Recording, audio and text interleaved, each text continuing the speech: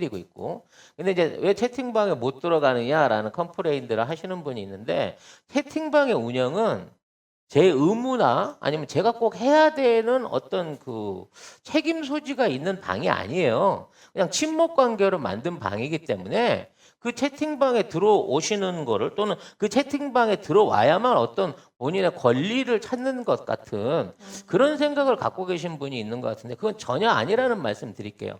그 안에 계신 분들도 자유롭게 얘기하고 나가기도 하고 또 빈자리 있으면 들어오기도 하는 그런 방인 겁니다. 그리고 이미 그 1,500분은 먼저 이 여기에 대한 이제 성의를 갖고 미리 들어와서 자리를 선점한 거기 때문에 그 방을 추가로 늘리거나 또는 뭐 그 방 안에 있는 인원을 다시 정리하거나 하는 일은 없을 거예요.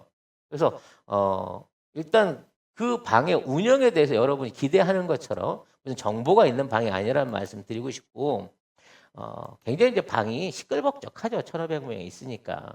그러면서 이제 방 안에서 아이고 그러면 얘기하지 말고 주식 정보만 들읍시다 뭐 이런 얘기를 하시는 분도 있어요. 근데 사실 그럴 거라면 뭐하게 방을 운영합니까?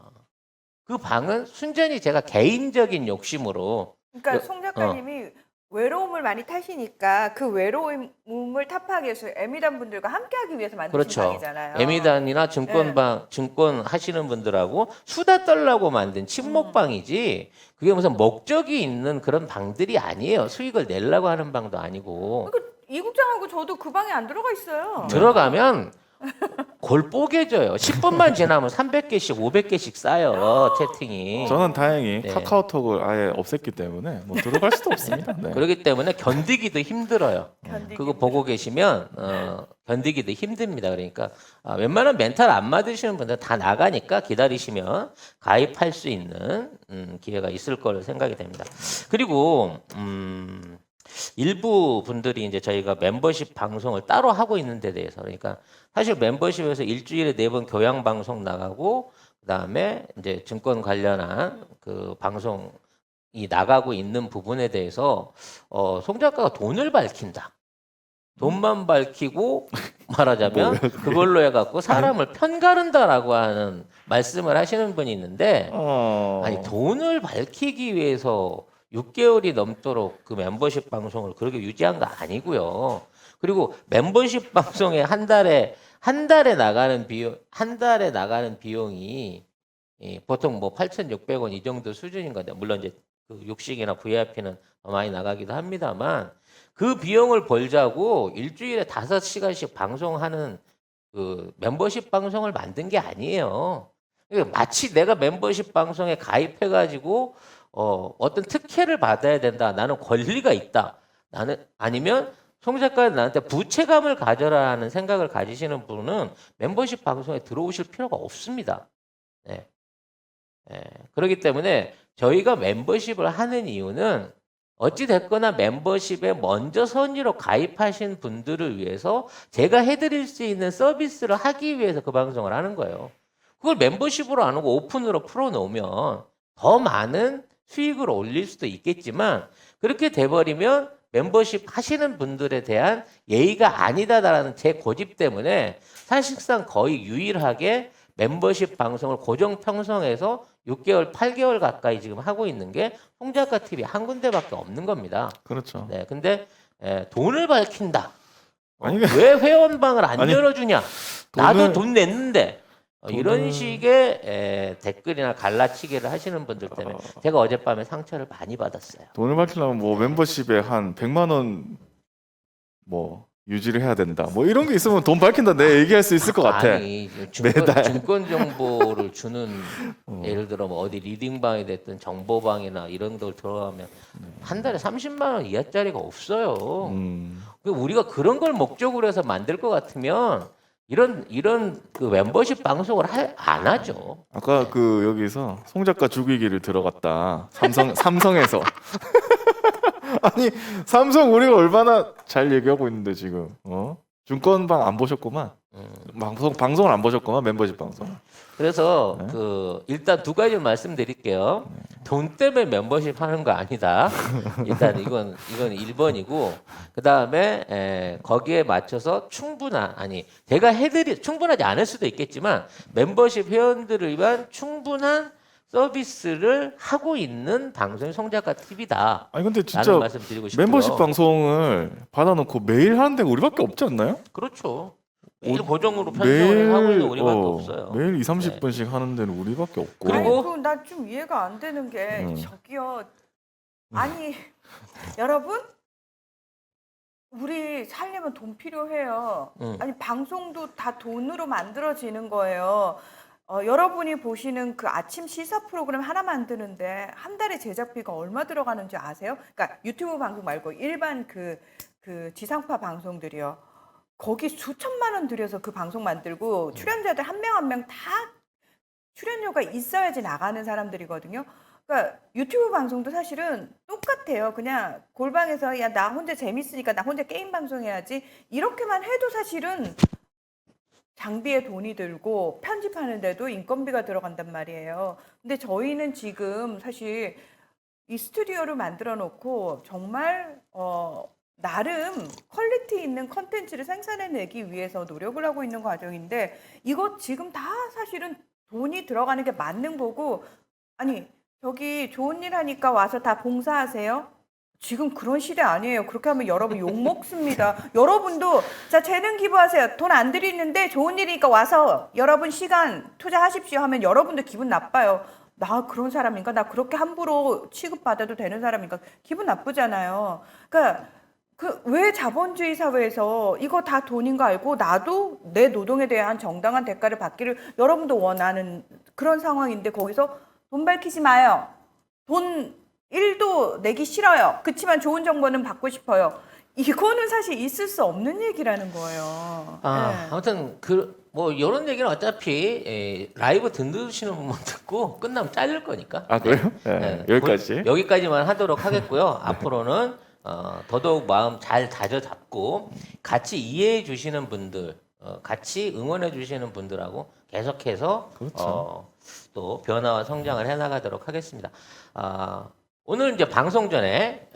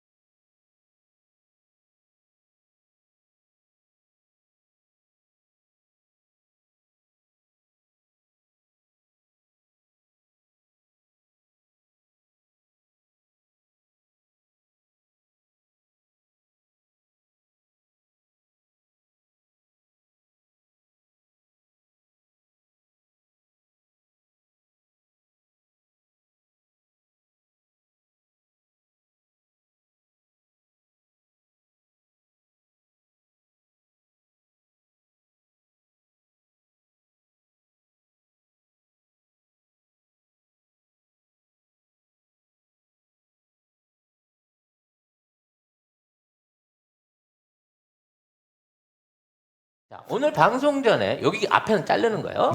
네, 오늘 방송 전에 미리 말씀을 드릴 거 오늘 굉장히 중요한 날입니다, 여러모로. 네. 왜요? 방송도 역대급이지만 현재 이제 우리 주식시장이 정말 예전에 볼 수 없는 거대한 소용돌이가 돌고 있어요.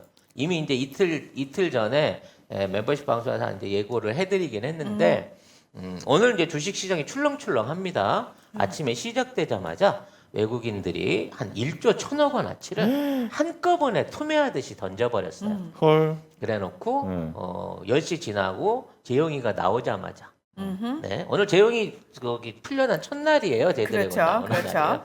그래서 나오자마자 야금야금씩 이제 주식들을 걷어 모으고 있습니다. 네. 근데 오늘이 이제 사실 주식시장의 이번 주 마지막 날이고 다음 주 화요일 날 열려요. 그렇죠. 우리나라 같은 그렇죠. 경우에. 근데 그 안에 굉장히 중요한 8.15 관련한 남북한의 성명이 있는 날입니다. 오. 자, 이 이후에 이 화요일 날 어떤 변동성이 있을지 몰라요. 그래서 오늘 오후장에라도 이미 일부 종목들은 벌써 반등이 들어가기 시작한 종목도 있지만 그러한 그 상황 하에서 전체가 다 파래지진 않겠지만 일부 종목에 대해서 엄청난 매수세가 들어올 수 있는, 그러니까 외국인이 집어넣고 있는 특정 종목에 대해서 엄청난 매수세가 들어올 수 있는 굉장히 특별한 날입니다. 네. 오. 그래서 오늘 어차피 이제 우리 방송을 들으시면 주식하시는 분들이 계신다 그러면 호가창을 잘 들여다보고 계셔야 된다. 우리 추천 종목들에 대한 변동을 수시로 살피면서 뭔가 슈팅이 나오면 여러분들도 직전에 액션을 좀 취해 주셔야 된다는 말씀을 드리고 싶고, 오늘 방송은 이제 본방을 들어갈 건데, 오늘 방송의 내용은 한반도의 역사의 변화를 일으킬 수 있는, 그러니까 G7 가기 직전보다도 더 극적인 상황이 준비되고 있는 그런 날이기 때문에 오늘 이 방송이 엄청 중요하다라는 네. 말씀을 드리고 싶습니다. 어떤 그렇게 중요한 일이 그러게. 생긴 거죠? 어저께 뭐 여러 가지 내용들이 있었습니다만 제일 중요한 게 카자흐스탄 대통령이 네. 갑자기 16일 날에 오늘도 14일, 13일도 아닌 16일 날에 방한을 한다라고 하는 뉴스가 나왔습니다. 네. 근데 이게 이 함의가 엄청 큰 뉴스거든요. 카자흐스탄이라고 해서 사실은 많은 분들이 별로 그렇게 그러니까. 큰 나라도 아닌데. 근데 뭐 보니까 코로나19 사태 이후에 외국 정상의 첫 첫 공식 공식 방한이다. 그러니까 이게 임시로 온 게 아니고요. 네. 이게 다 이 날짜에 맞춰가지고 오기로 얘기가 돼 있었는데 이거를 방문 3일 전에 알렸다는 거죠. 그렇기 때문에 이 방안 안에는 굉장히 큰 함의가 숨어져 있습니다. 근데 이게 뉴스에 가려져 있어요. 안 나오고 있죠. 그냥. 네. 그래서 이 부분에 대한 얘기를 좀 해보려고 합니다. 일단 카심 조마르프 토카예프 카자흐스탄 대통령 네, 카심 조마르트 네. 토카예프. 이제 16일, 17일 이틀 동안 국빈 방문을 해요. 네. 이건 뭔 얘기냐면 우리나라가 돈을 들여가지고 초청을 한 거죠. 모든 경비를 다 내드리기로 하고 네. 국빈으로 모신 겁니다. 네. 이거 쉽지 않은 경우거든.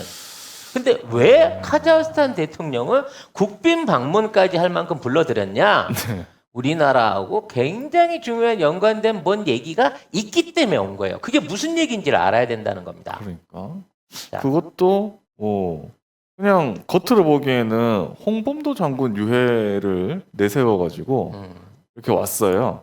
근데 홍 작가님이 생각하시는 건 이거랑 별로 관계가 없다. 전혀 상관없어. 이거는 그냥 이거 보여주기 경제 협력이나 무슨 뭐 문화 협력 뭐 이런 거. 그런 무슨 독립군 유해 발굴이나 무슨 철도 이런 거 전혀 아니고요. 이것은 한반도 비핵화를 위한 확실한 보증이 약속이 되어 있다라고 하는 전초적인 메시지인 거예요. 갑자기 한반도 그러니까 비핵화? 이 카자흐스탄 대통령의 방문은 사실상 15일 날 15일 날 남과 북이 어떠한 공동 성명을 낼 것인가에 대한 내용을 미리 예고해주고 있는 굉장히 중요한 방문이라는 겁니다. 지금 점점 꼭 15일 날이어야 됩니까? 네? 15일 날 딱 해야 되는 겁니까? 아니 15일 날 8.15 때 얘기를 할 거기 때문에 그 얘기에 나올 그 남북에 있는 성명에 대한 일종의 보증, 그러니까 실행 단계에 필요한 사람이 이 양반인 거예요. 카자흐스탄 대통령이다. 네. 그래서 아프리카에도 그렇고 댓글에 카자흐가 그럴 능력이 있는가? 네. 과연? 예, 왜냐하면 사실 카자흐스탄은 이번에 대통령 바뀐 지 얼마 안 됐는데, 그렇죠. 예, 사실은 그 전까지 굉장히 권위주의적인 정부였거든요. 오랫동안 대통령을 하신 분이 계시고. 그 사람이 누르슬란 나자르바예프죠. 네. 근데 이 사람에 네. 대한 기사를 검색을 해보시면 네. 네. 중요 기사들이 전부 2018년부터 네. 묶여져 있습니다. 네. 네. 이 사람이 트럼프를 만난 사람이에요. 그러니까 이분이 누구냐면은 카자흐스탄이 이제 소련이 해체가 되면서 소련 연방이 있었던 카자흐스탄이 독립을 하죠. 초대 대통령인데 5선을 했어요. 그러니까 네. 대통령이 바뀐 적이 없어요. 벨라루스하고 똑같은 거예요. 네, 그러다가 2019년에 지금의 대통령으로 바뀌었는데 이분이 외무장관 출신이거든요. 한 소속이라고 봐야 되겠지. 그렇죠. 그렇죠. 자기 이제 나이 들어서 이 사람한테 넘긴 거기 때문에 그 영향력은 계속 이어져 있는데 그렇죠. 왜 카자흐스탄이 중요하냐면 네. 카자흐스탄이 소련이 붕괴됐을 때 네. 우크라이나와 함께 가장 많은 전략 핵무기를 배치해 놨던 국가예요. 이게 중국 견제용이었어. 네. 그러니까 우크라이나는 유럽 견제용이고 네네. 카자흐스탄은 중국 견제용으로 굉장히 많은 핵무기들이 배치가 돼 있었는데 이 핵무기들을 말하자면 정치적으로 중립적으로 해체할 수 있게 한 데 있어서의 큰 기능을 했다는 거예요. 호호. 쉽게 말하면 돈 받고 이 핵무기를 넘겨가지고, 그러니까 갖고 있던 소련에서 물려받았던 핵무기들을 돈 받고 해체를 해주고, 네. 해체하는데 협조를 해주고 경제 발전을 이뤄낸 일종의 이제 핵 확산에 관련된 굉장히 중요한 역할을 성공했던 국가예요. 네, 이게 지금 보여드리는 게 보이스 오브 아메리카 한국인데 2018년 기사입니다. 카자흐스탄 대통령 세계 4위 핵 보유국 경험으로 북핵 중재역을 자임했다. 네. 네. 이 기사를, 그 당시 기사를 좀 읽어드릴게요. 네. 도널드 트럼프 미국 대통령이 누르술탄 나자르바예프 카자흐스탄 대통령과 정상회담을 갖고 북한 핵 문제에 대해 논의했습니다. 나자르바예프 대통령은 회담에서 카자흐스탄이 과거 스스로 핵무기를 포기해 경제 발전을 이룬 사실을 강조하면서 북핵 문제의 중재자 역할을 자임했습니다. 그러니까 무슨 얘기냐면 카자흐가 그 당시에 갖고 있는 이 장거리 핵 ICBM 같은 장거리 핵탄두 미사일이 80기였고 핵탄두는 800기를 갖고 있었어요.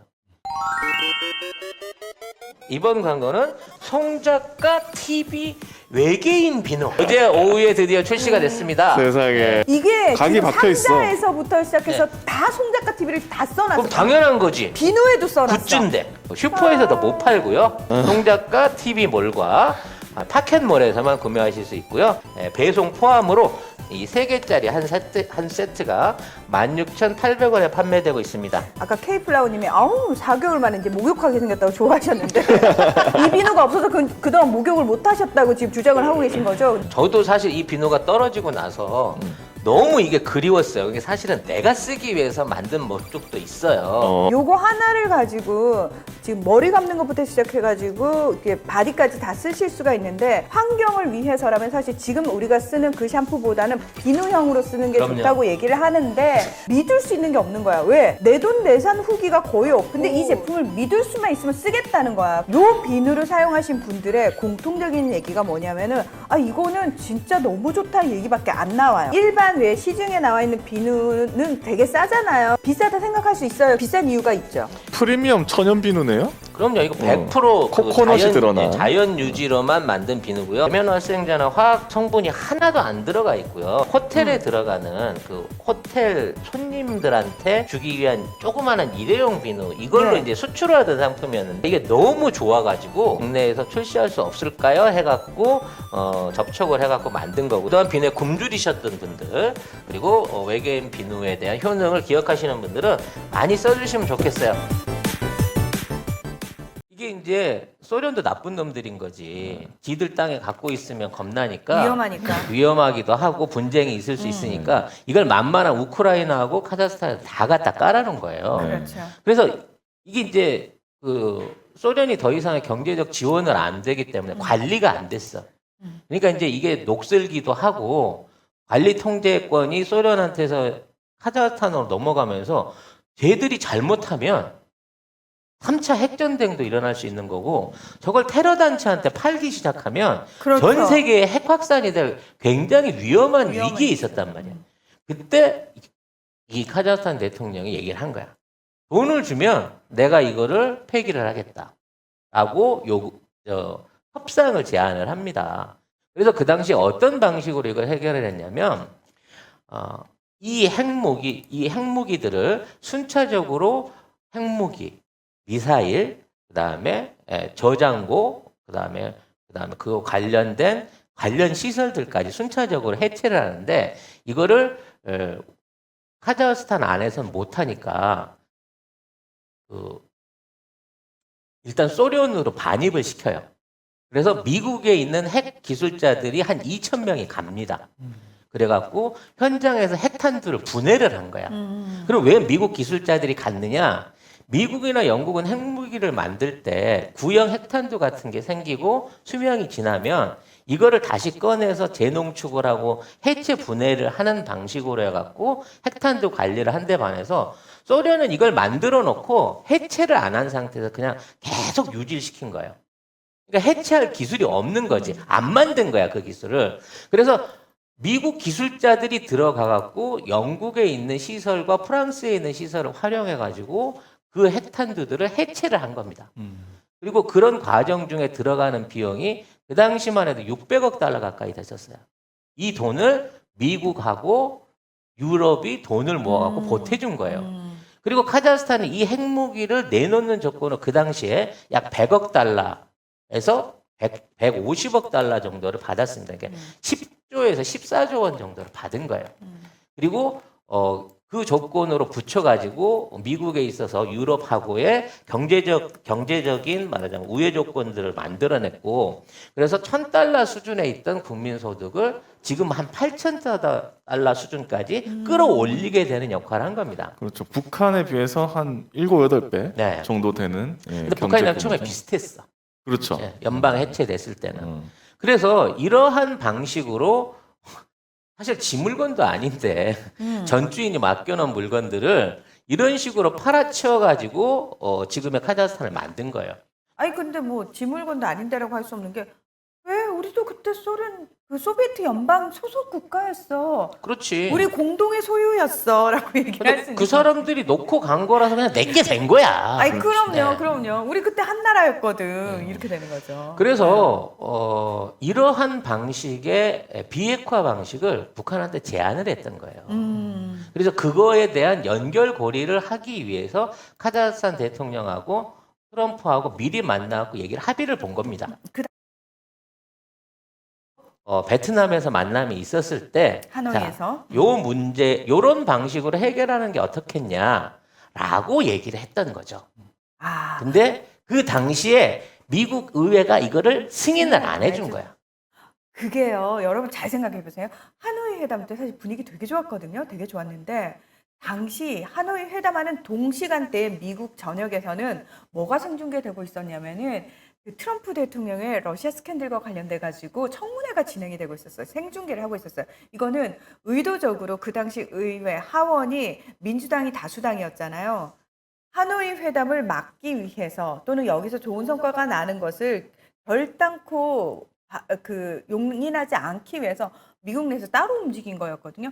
이제 와서 생각을 해보니까 민주당이 그때부터 야, 이거를 트럼프의 공으로 절대 줄 수 없다라가 정말 그냥 준비가 돼 있었던 거죠. 거네요. 그래서 문제는 예. 이제 2018년 당시에 제가 방송에서 유일하게 이거 가봐야 안 된다. 미국 의회에서 이거 승인 안 해줄 거다. 그리고 92년 당시에 카자흐과 털어내는데 들어간 돈이 약 이제 그때 말씀드린 60억 달러 정도였는데 지금 북한에 있는 거를 털어내려고 하면 최소 150억 달러 이상이 들어요. 그러니까 왜 이렇게 돈이 많이 드느냐? 일단 북한의 핵 보유 상황이 카자흐스탄보다 훨씬 위험한 상황이고 정제가 안 돼 있어요. 무슨 얘기냐면 카자흐스탄 안에 있던 거는 무기야. 그대로 다 정제된 상태 탄두로 만들어져 있었기 때문에 그 탄두를 분해하면 됐어요. 근데 북한에 있는 거는 발전소부터 시작하고 생산 시설, 농축 우라늄, 농축 프로토늄 같은 것들은 다 정리를 해야 되고, 자, 이걸 정리하기 위해서 해외로 반출하고 거기에 대한 보완을 어떻게 할 것인가에 대한 노하우가 전혀 없어. 그리고 가장 중요한 건 북한이 요구하고 있는 돈이 이게 최소 40조 원 이상이에요. 400억 달러 이상을 현재 이제 추정하는 치가 그래요. 400억 달러 이상을 이거에 대한 대가로 지원해 주길 요구를 하고 있습니다. 이미 공정 가격이야. 중동에도 이미 얘기를 했고 베트남에도 얘기를 했고 일본에도 얘기를 해놨기 때문에 우리가 비핵화 가려고 하면 계약금으로 40조 원 줘야 되고 그 다음에 들어가는 비용이나 거기에 대한 조치 사항들, 그러니까 직접적인 작업비는 니들이 다 내야 돼. 우리 돈으로, 우리 기술로 이거 해체 못해. 이러고 있는 상황이었기 때문에 굉장히 난제가 많았다는 거죠. 근데 그래서 이제 이러한 게 준비되어 있는 건 알았지만 트럼프가 기브업이 돼버렸기 때문에 이걸 못했기 때문에 지난 2년이 넘도록 이 북미 간에 아무런 협상에 진척이 없었던 거야.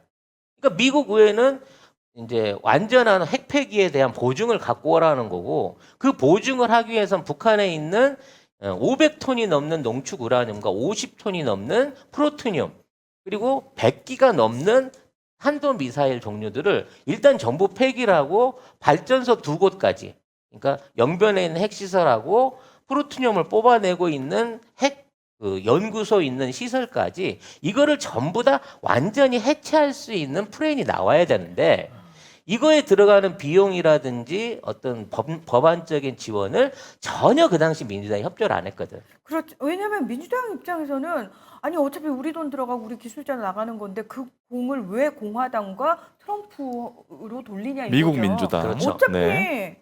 그러니까 미국이라고 해도 한 미국이 아니고 민주당 미국이어야 되는 거예요. 이 역사적인 일은. 자, 그건 멤버십 안에 있는 부의 권력을 자세히 들으시면 이해를 하실 거고. 근데 중요한 건 뭐냐?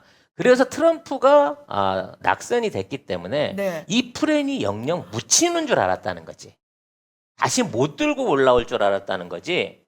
근데 지금 이게 부활을 한 거예요. 그게 묻힐 수가 없지. 왜냐하면 얘들은 이걸 묻을 생각이 없잖아요. 왜냐하면 북한은 얘들 입장에서는 말 그대로 엄청난 블루오션인데. 근데 중요한 건 뭐냐. 법안으로서 미국이 지지할 수는 있지만 그 안에 들어가는 해체 비용하고 그 안에 어떤 방식으로 해체 계획을 세울 것인가 하고 또 어떠한 방식과 프로세스로 어디에서 누가 해체를 할 것이냐 이 육가 원칙이 전혀 준비가 안 돼 있는 상황이었다는 얘기지. 그랬기 때문에 이게 되겠나 싶었던 거야. 그러니까 이 불가역적인 핵 폐기라고 하는 이 정치적인 명제가 해결이 안 될 것 같다라는 불안감을 갖고 있었는데 이 부분에 대한 합의가 이미 일어났다고 봐야 된다는 거예요. 저는 사실 그 불안감이 홍 작가님이 있으셨다는 건가요? 그렇죠. 왜냐하면 이게 좀 내용을 조금 구체적으로 설명을 드려야 되는데 네. 그 당시에 이 카자흐스탄이 넘겼던 핵탄두들 있잖아요. 네. 그게 정상적인 해체가 안 됐어요. 이게 원래 계획은 러시아 영토 안에서 이거를 해체를 해가지고 이 안에서 농축 우라늄을 뽑아낸 다음에 이 농축 우라늄들을 기존에 있는 핵 연료랑 희석을 해갖고 저농축 발전소에 들어갈 수 있는 저농축 우라늄으로 만드는 게 목표였어요. 네. 그래서 그 기술자들이 들어가 갖고 해체 작업을 지원을 했는데 문제는 이 해체할 수 있는 장소가 따로따로인 거야. 그러니까 폭탄 해체하는 데 따로 있고 농축 우라늄 추출해 가지고 보관하는 데 따로 있고 그다음에 이거를 섞어 가지고 저농축으로 만드는 공장이 다 따로따로 있었던 겁니다. 그렇기 때문에 이러한 과정들을 옮겨 다니면서 해야 되잖아요. 공장이 다 따로 있으니까. 근데 이걸 하기 위해서 공장을 따로 지을 수도 없는 상황이었다는 거지. 그 당시 러시아가 그렇죠. 그래서 그 당시 러시아의 중앙 저장소라는 게 레스노이라고 하는 지도에도 안 나오는 지역에 이게 중앙에 다 갔어요. 탄두가. 여기가 이제 보관 창고인 거야. 그래서 거기에서 비밀 공작소로 분해 공작소로 보내져요. 그래서 오젤스크라는 도시하고 메이약이라는 도시에 가갖고 해체 작업을 했습니다. 네. 이거는 저기 지도에도 안 나와. 러시아 사람들도 이런 도시가 있는지 몰라요. 송 작가님은 어떻게 어떻게 아실까요? 알았어요? 난 그때부터 외계인하고 교신을 하고 있었지. 그 다음에 시베리아 가운데 있는 그 세베르스크라고 하는 화학단지에서 이거를 희석하는 역할을 한 거예요. 그러니까 창고에서 수출하는 데까지도 1000km. 거기에서 다시 이 농축이 아니라 이걸 희석하는 데까지도 한 2000km. 이런 식으로 옮겨 다녀야 되기 때문에 또 그걸 탈취당하면 안 되잖아. 그렇죠. 그러니까 비용이 어마어마하게 들어가 버린 거예요. 그래서 원래 이렇게 농축을 해놓으면 요거를 50톤씩 미국이 사다가 자국 내 원자로에서 이거를 떼기로 했었어. 근데 너무 비싸게 맥히는 거야. 그래서 비용이 너무 많이 들어간 그렇죠. 거지 예상보다. 그래서 사실 600개의 탄두 중에 한 100개 정도만 이렇게 해체를 하고 500개는 아직도 중앙 저장소에 그대로 있어요. 탄두가 안 줄어들고 있는 거야. 너무 비용이 많이 맥히니까. 그러니까 60억 달러를, 그러니까 60억 달러 넘는 돈을 이미 써가지고, 카자흐스탄에서는 다 꺼내 갔는데, 탄두 중에 분해된 거는 그 중에 100개 정도밖에 없는 거죠. 그러면은 지금 분해 안 된 그 탄두들은 탄두인 상태로 있어요. 어쨌든 레스노이라고 하는 도시에. 러시아 안에 있는 거잖아요. 그렇죠. 이것과 관련된 소유권은 누가 주장할 수 있는 거예요? 이거는 이제 이 작업을 진행하고 있는 돈을 댔던 이제 미국과 EU가 그 소유권을 갖고 있긴 한데 푸틴이 그거를 내버려 두고 있다고? 넘치도록 많아. 너무 많아서? 그거 말고도 러시아가 쥐고 있는 것도 수두룩 빡짝해. 오죽하면 러시아가 어떻게 재료가 좀 모자라면 내가 좀 줄까? 라고 하는데 야 지금 우리 이것도 벅차. 지금 이런 상황인 거예요. 네. 그러니까 이 시스템이 이 카자흐스탄 쪽에서는 자국 내 이제 핵폐기를 할 수 있었던 좋은 시스템이긴 한데 네. 지금 북한에 다시 써먹을 수는 없는 시스템이라는 거야. 알고 있어 이미 미국도. 그래서 아까 얘기한 이 농축 전에 우라늄을 또다시 분해할 수 있는 또 하나의 장소가 벨기에에 있어요. 벨기에. 네, 벨기에에 이런 연구소가 있습니다. 그러니까 핵 농축을 풀어줄 수 있는 연구소가 벨기에 지역에 있어요. 그러니까 이게 우라늄이 농축 농도에 따라서 발전소용 연료로 쓰일 수도 있고 이 농축 농도가 쫙 올라가게 되면 이제 핵무기로 사용이 되는 거잖아요. 그러니까 중요한 부분이에요. 네. 90%가 넘으면 핵무기인 거고 20% 이하로 떨어뜨려야 상업 원료가 될 수 있는 건데 그래서 사실 네. 이란 핵 합의를 할 때 그 핵 합의 규정 안에 3.64%를 넘으면 안 된다가 있었어요. 농도가. 그런데 그 트럼프가 이 핵 합의를 일방적으로 탈퇴하면서 이란이 그 뒤부터 핵 농도를 계속 올린 거예요. 그래서 20%를 지금 올렸어요. 그래서 그걸 가지고 핵 합의가 복원되는 협상장에서 그 농도 자체를 떨어뜨리지 않으면 우리가 이 핵 합의를 복원할 수 없다라는 얘기를 서방 국가는 하고 있고 이란 쪽에서는 아니 무슨 말이야. 우리 아직 저기 핵무기를 만든 건 아니잖아. 일단 이거 복원시키면 우리가 그거 희석시킬게라고 지금 팽팽하게 맞서고 있거든요. 근데 2013년 이후에 러시아에서 이제 이거를 대외적으로 관리하는 게 로사톰이라고 네. 러시아에서 제일 큰 원자력 기업이 있는데 얘네들이 야, 더 녹일까? 작업비 줘. 근데 야, 돈 없어.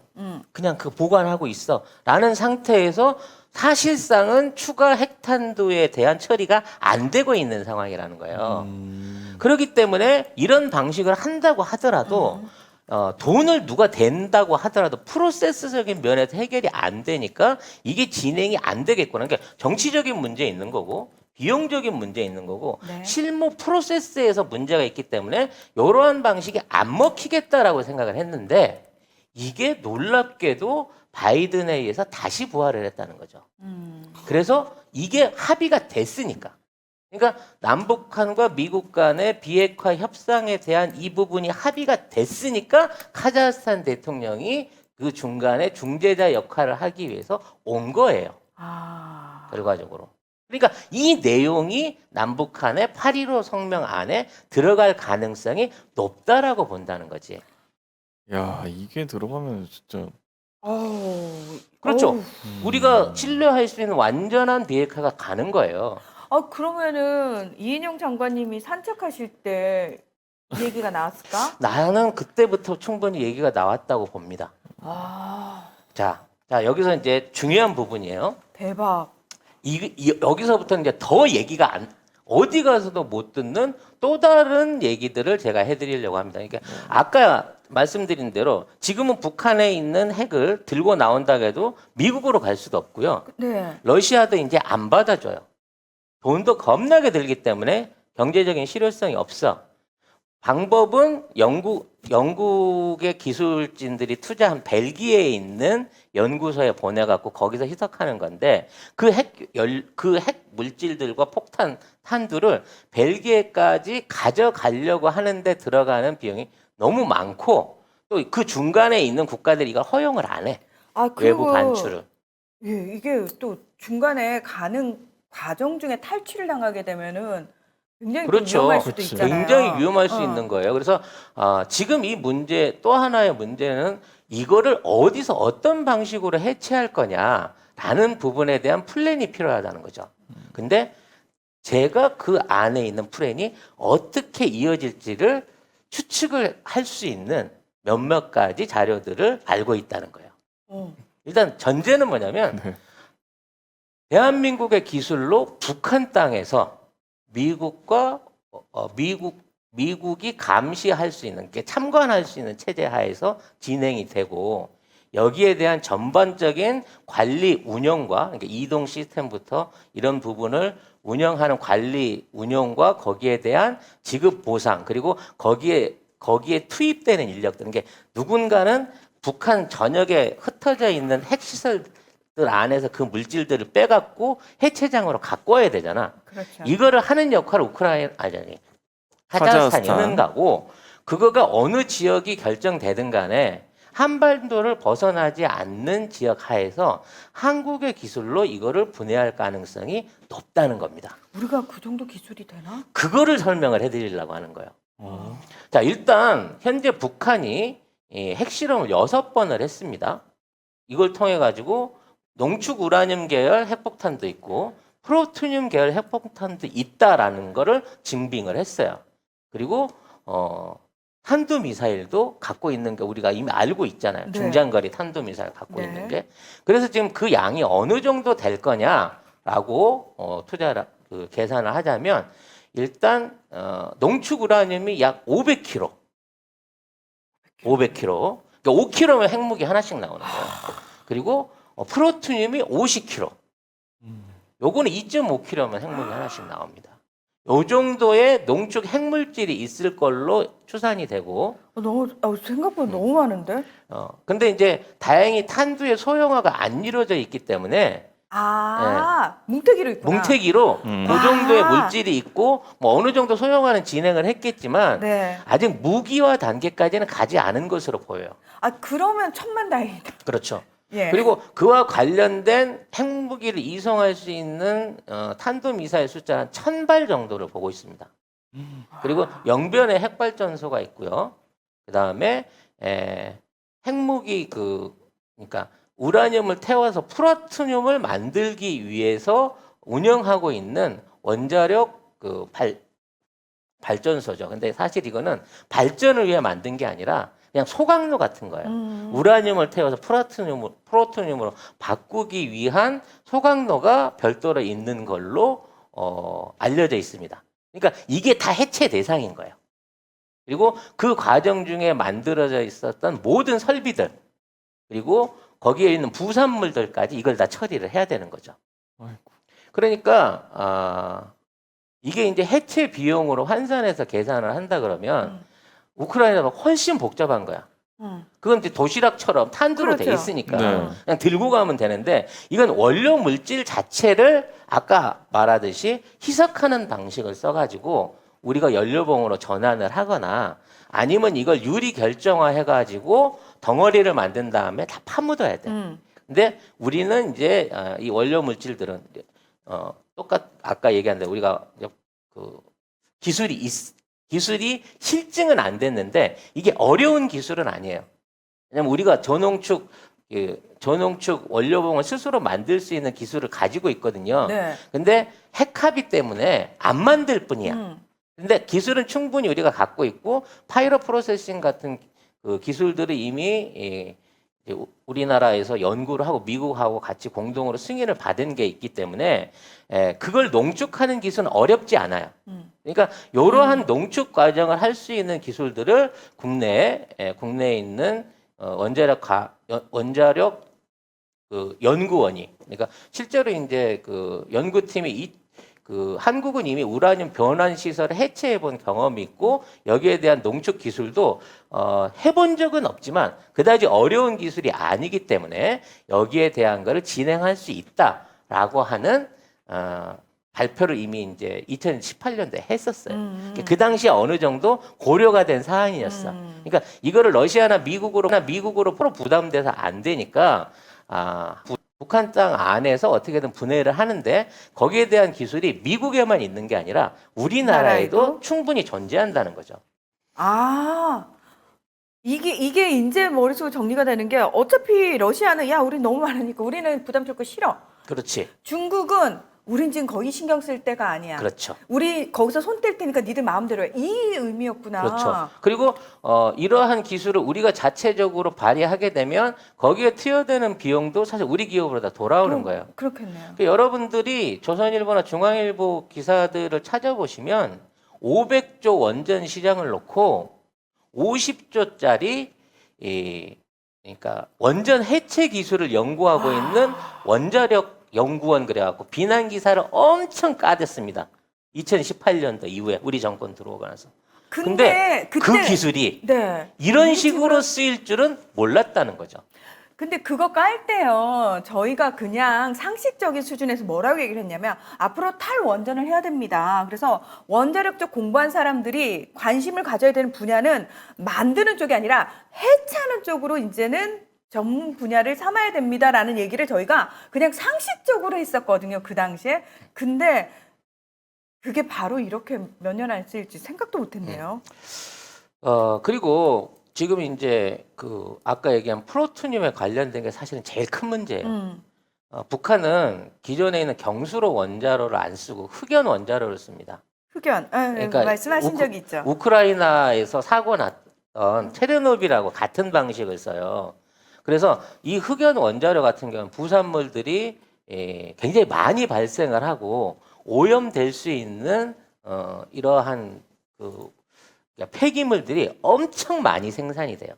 그러니까 원자력 발전소 하나를 해체를 한다고 치면 최소 6,000톤에서 15,000톤 이상의 핵 폐기물, 그러니까 그 기자재 빼고 건물하고 배관하고 뭐 증발기 뭐 이런 흑연 원자봉 이런 것만 하더라도 최소 6,000톤에서 15,000톤 이상의 폐기물이 발생할 것으로 보여요.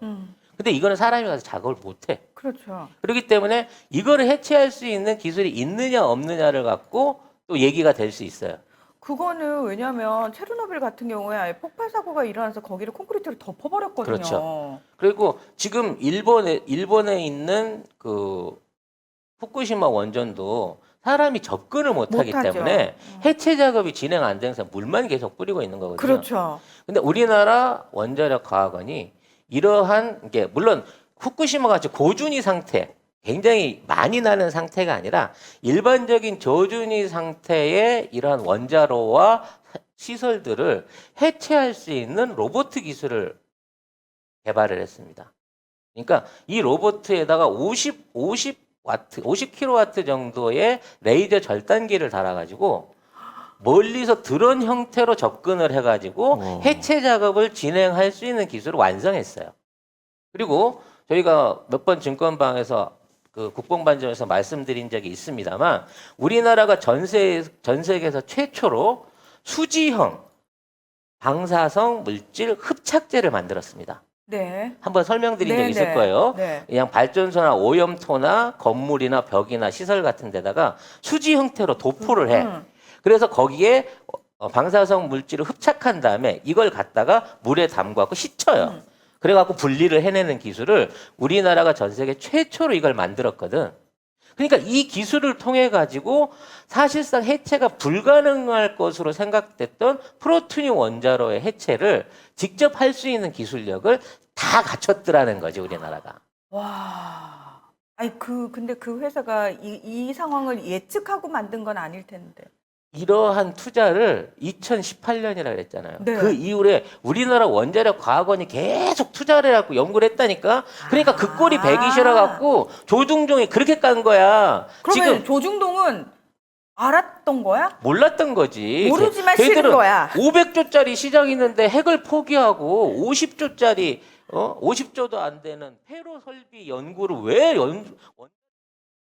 그랬는데 그걸 대통령이 알고 시켰는지 모르겠지만 지금 와서 이게 치트키가 되고 있는 거예요. 진짜 저기 송 작가님이 접신하고 있는 외계인보다 한 단계 더 위인데 우리 대통령은 그러니까 내가 2대 천재잖아. 그분이 그러니까 1대 1대 천재고. 천재가 우리 문재인 대통령님이고 그래서 이거 다시 한번 설명합니다만 카자흐스탄 대통령이 우리나라에 국빈으로 온다. 우리 어려운 상황이잖아요. 네. 그 카자흐스탄에 기댈 게 뭐 있어? 우리가 카자흐스탄을 국빈으로 가면 이해가 되지만 이 사람을 국빈으로 불러서 들였을 때는 그만큼 큰 빅딜이 있다는 겁니다. 그리고 이 빅딜, 삼각 빅딜에 북한이 어느 정도 또는 미국이 어느 정도 얘기가 돼 있었기 때문에 이게 가능한 거예요. 얘기 안 되는데 불러서 일시키겠어? 못하지, 그건 못하지. 지금 오해빠님이 아니 종전 선언도 안 됐는데 핵폐기는 좀 이른 것 같다라고 말씀하셨는데 지금 미국 의회 차원에서 종전 선언과 관련해 가지고 결의안이 이미 채택이 된 상태여서 지금 미국의 명분은 그거였잖아요. 북한이 전향적으로 비핵화를 하겠다고 나서는 거를 실질적으로 보여주면 뭐 속도는 빨리 갈 수 있다라고 미국이 계속해서 그 얘기를 하는 거잖아요. 무슨 얘기냐면 이 얘기가 같이 동시에 들어가야지만 종전선언은 사실 이미 결의안까지 다 나와 있는 상황이기 때문에 그냥 하면 되는 거예요. 언제든 할 수 있는 거예요. 그래서 문제는 완벽한 불가역적인 핵폐기 방법에 대한 그렇죠. 논의가 안 됐던 거예요. 왜? 정치적인 문제가 아니었어. 실무적인 프로세스가 안 되는 거야. 지금 있는 상태에서는 북한도 이거를 일방적으로 반출해서 갖고 나가겠다라고 얘기하면 아니 그러면 내 무기를 일단 다 던져줘 버리고 그거는- 그 다음에 협상하라는 얘기냐 이렇게 된 건데 그렇죠. 지금 이렇게 된다고 치면 남북한과 미국 그리고 미국의 어떤 참관단이 지켜보는 가운데에서 단계적인 핵폐기가 가능한 겁니다. 처음엔 핵탄두, 그다음에 뭐 원자력 물질, 그다음에는 발전소 이런 것들을 하나하나 해체를 해갖고 갈 수 있는 거고, 자 이러한 것들을 옮기고 움직이고 관리하고 하는 게 실제로 이 핵을 다뤄줄 전문가의 역할로서 카자흐스탄을 데려다 쓰겠다는 거예요 지금. 그러면 야. 모든 문제가 해결되게 되는 겁니다. 진짜. 근데 그 사실 북한 입장에서는 그동안 미국이 하도 약속을 안 지킨 적이 많았기 때문에 미국이라는 나라를 믿을 수가 없었잖아요. 근데 문재인 대통령이 정말 중재자가 맞는 게 뭐냐면 북한이 믿는 건 미국이라기보다는 그 사이에 껴있는 문재인 대통령을 믿는 거예요. 그렇죠. 이전 정권은 믿을 수가 없었어. 사실 이명박근혜 정권은 믿을 수가 거기에 없는 뭐 상황인데 대화 자체가 안 되는 안 거고. 되는 건데 우린 미국을 믿는 게 아니고 사실은 그러니까 통미봉람이 왜 나왔습니까? 이명박근혜 정권을 믿을 수가 없었기 때문에 그게 나왔는데 이제는 미국을 믿고 들어가는 게 아니고 문재인 대통령에 대한 신뢰가 확실하기 때문에 여기까지 진척이 가능하다라는 거죠. 자, 그래서 이러한 그 점진적인 계획들이 얘기가 됐기 때문에 북한 입장에서도 무기를 한꺼번에 다 털지 않아요.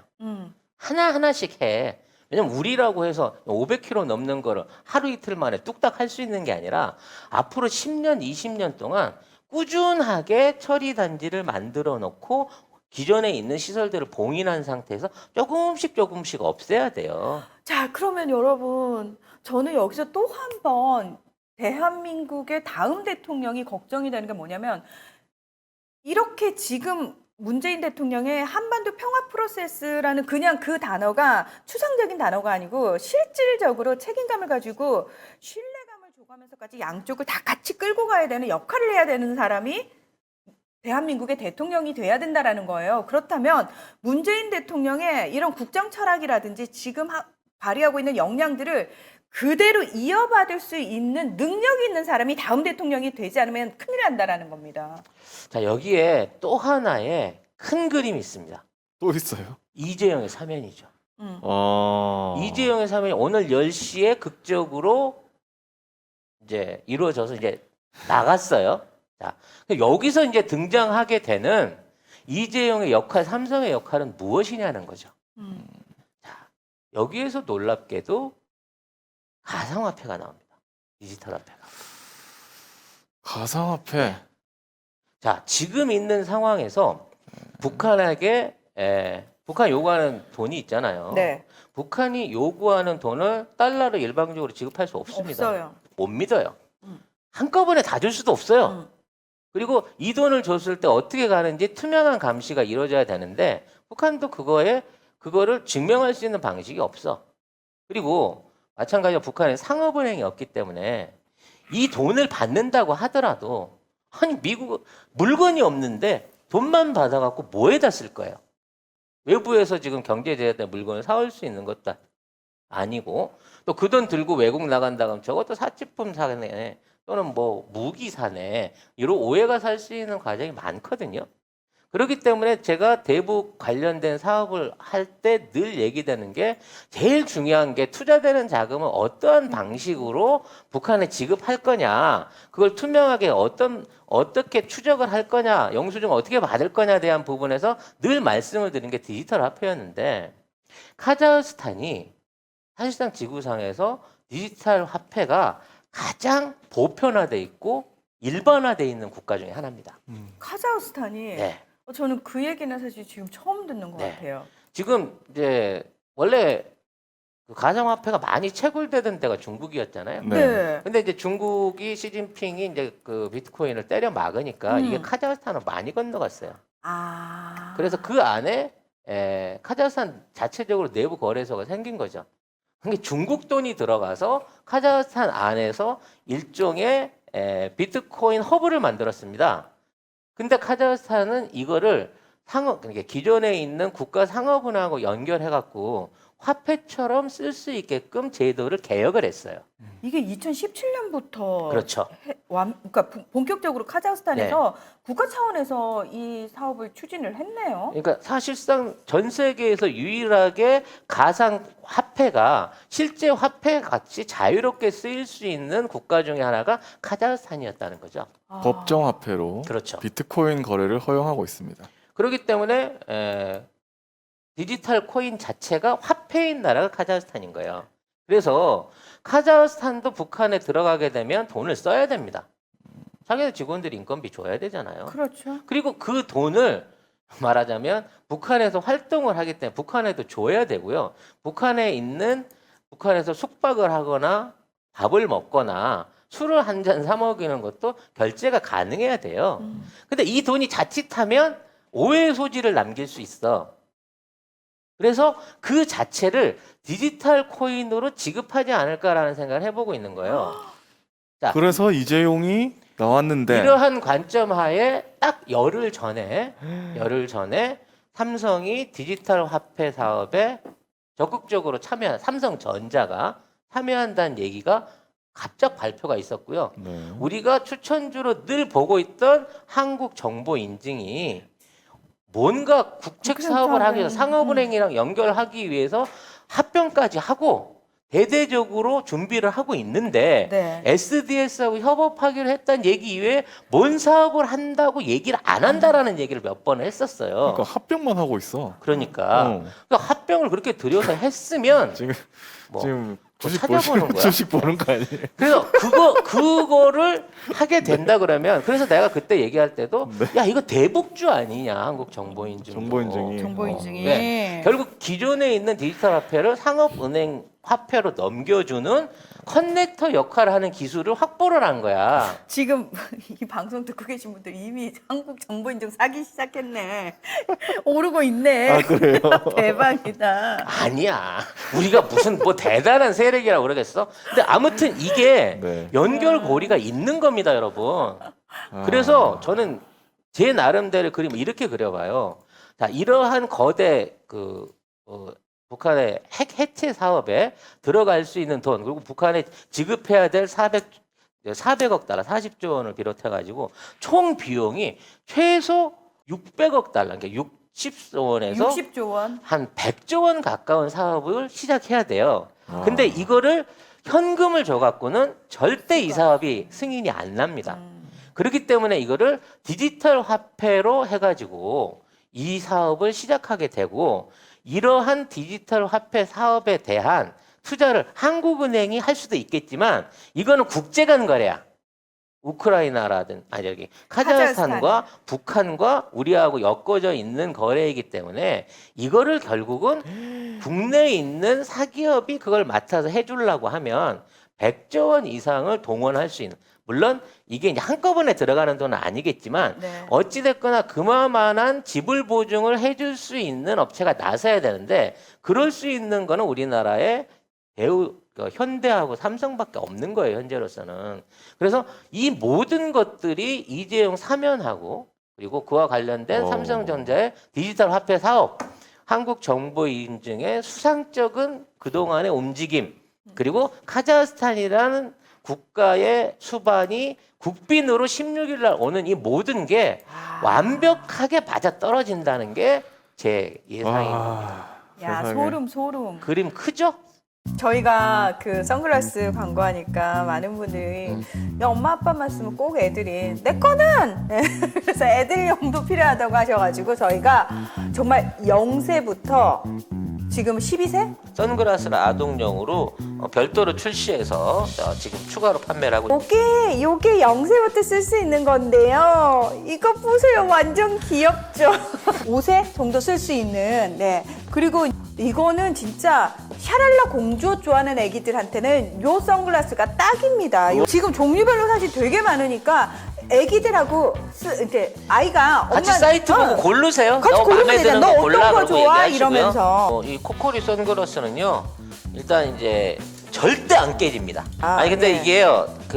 방탄이거든요. 이게 차로 밟아도 안 깨, 망치로 때려도 안 깨져요. 너무 이뻐요. 그래서 대부분 이제 렌즈로 된 걸 잘못 끼면 사고 났을 때 아이가 다치거나 눈에 손상이 평생 가는 거잖아요. 그렇죠. 이게 안전해야 되고 오히려 이걸 쓰고 있는 게 애들이 넘어지거나 야외나 나뭇가지나 뭐 이런 데 쓸리거나 찔릴 수 있는 거를 오히려 방어해 줄 수 있는 방탄 기능이 있는 거고 그다음에 이걸 입안에 넣어도 안전할 수 있는 안전한 플라스틱 소재를 사용했기 때문에 러버 소재예요, 이게. 그래서 자외선 차단, 내구성, 내화학성, 내충격성을 다 가지고 있는 TAC 평광 기능까지 있는 렌즈라는 거죠.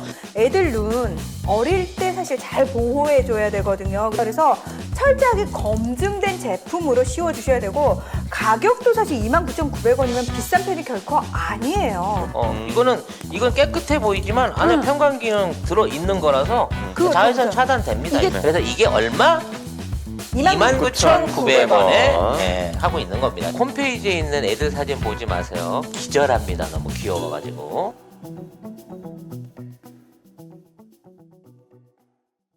너무 큰 그림인데 이거 어떻게 하셨을까 이거를? 큰 그림인데 요거 지금 여러분 지금 사도 싸게 사는 거예요. 그래서 조금 더 보충을 해보자면 네. 외국인들이 정보 인증, 기관과 외국인들이 정보 인증 네. 비롯한 대하를 비롯한 뭐 한국가스공사 등등 관련된 주식들을 꾸준하게 사모으면서 개미털기를 하고 있고요. 하고 있어요. 오늘 오전에도 엄청나게 많은 투매를 던진 상황에서 이 몇몇 관련 종목들을 사들이고 있는 듯한 정황이 보여요. 아이고, 야. 네. 이거 엄청 지금 엄청 뛰고 있는데 아, 아니, 어떡하냐? 그 방송 시작 때는 마이너스였는데 플러스 4%네. 네, 지금 우리 엄청 세력인가? 뛰고 있어요. 우리가 세력이야. 우리가 세력인데. 헐. 근데 여러분 이거는 제 추론인 겁니다. 자, 이러한 희망적인 시나리오가 나올 수 있다는 선에서 여러분한테 말씀드린 거예요. 네. 자, 그러면 오. 일단 국빈까지 불러놨는데 준비 안 된 건 아니고 얘기는 다 돼 있을 겁니다. 네. 그래서 내일 모레 15일 날 이와 같은 발표가 나게 된다고 하면 사실상 그 북미 간의 일종의 정전 협상 내지는 평화 협상을 맡고 있었던 가장 큰 고리가 이번 8.15 성명을 통해서 해소될 가능성이 크고 이렇게 된다고 하면 남북 관계를 비롯한 대북 관계가 폭발적으로 급진전될 가능성이 높습니다. 그리고 사면이 아니고 저기 가석방. 네. 네. 사면이 아니고. 네. 근데 사실 이제 이러한 역할을 해가지고 남북 통일과 비핵화의 삼성의 역할을 꾸준히 해준다고 하면 앞으로 5년, 10년 돼가는 거 봐서 같이 사면해 줄 수도 있어. 남은 거. 한 8개월. 이거 하는 거 봐서. 이거 하는 거 봐서. 나라고 하는 거 아니야. 지금 삼성이 나서서. 네. 그럼 삼성 아직 힘으로. 1년이나 남아 있기 때문에 그 1년 사이에는 아무것도 못 합니다. 아무것도 못 해요. 이제 아무것도 못 네. 해. 그리고 제일 중요한 게 뭐냐면 북한이 가장 신뢰하고 있는 대한민국의 기업이 삼성이라니까. 삼성을 지난번 방북 특사들 따라갔을 때 그렇죠. 그때 최고위급 위원들 3명, 4명이서 이재용을 끼고 앉아가지고 거의 문재인 대통령급의 아주 극진한 대접을 했다는 거예요. 이 얘기는 뭐냐? 삼성한테 그만큼 기대치가 높다는 겁니다. 그래서 대기업 저기 그 사주들한테 거의 부통령급, 그러니까 대통령 바로 밑에 급으로 거의 극진하게 그럼요. 모셨다고 하더라고요. 북한에서. 그러니까 이 모든 그림들 지난 몇 달 동안 멤버십 방송이나 증권 관련된 방송에서 해왔던 송 작가의 의혹이 이번 카자흐 대통령의 방북 소식으로 인해 가지고 아니 방북이 아니라 저기 국빈 방문. 국빈 방문 소식으로 해갖고 한꺼번에 어젯밤에 연결고리가 다다다다닥 맞으면서 퍼즐이 딱 맞아 떨어지더라는 거지. 이야. 네. 진짜 너무 이건 진짜 너무 너무 엄청난 큰 얘기여서. 그림인데?